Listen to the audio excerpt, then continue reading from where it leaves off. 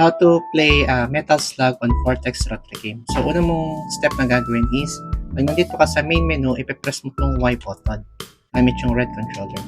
Then, type mo lang yung word na metal.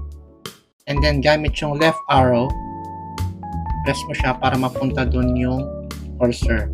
Yan. Yan. And then, kapag may star, ibig sabihin yan, nasa favorites na yung mga game na yan. So, ang wala lang dito, itong Metal Slug X, which is, ilalagay natin sa favorites. Press mo lang tong X. So, added Metal Slug on favorites. So, saan makikita yung favorites? Press natin itong B. So, nandito siya mapupunta sa favorites. So, pag scroll down mo siya, nandito siya. So, Metal Slug X lang yung wala. So, yun ang ilalagay lang natin. So, mag-play tayo ng isa. Press mo lang yung A.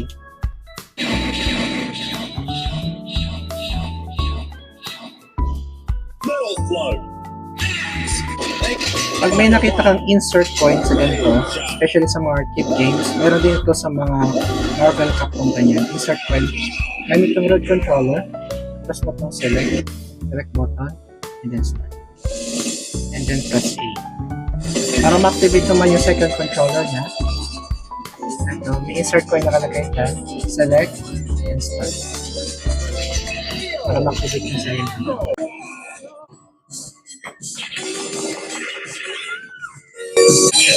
So kapag namatay ka sa game, kaya nito, para mag-unlimited ball ka, gamit yung red controller, i-press mo lang itong select, and then start.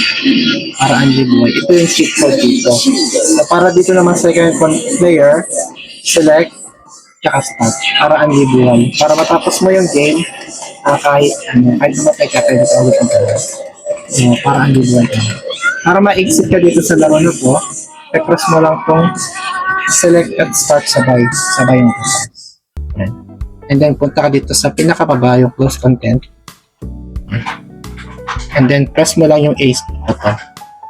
Pag nandito ka naman sa favorites at gusto mo magtanggal ng mga laro na ayaw mo naman. For example, ito, i-press mo lang tong X. Ayan, remove. Ayan.